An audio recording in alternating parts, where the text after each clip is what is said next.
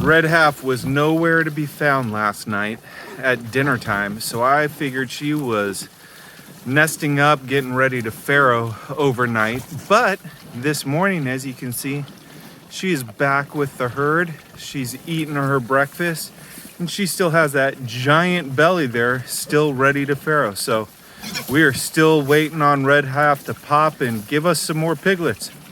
Should be any day now.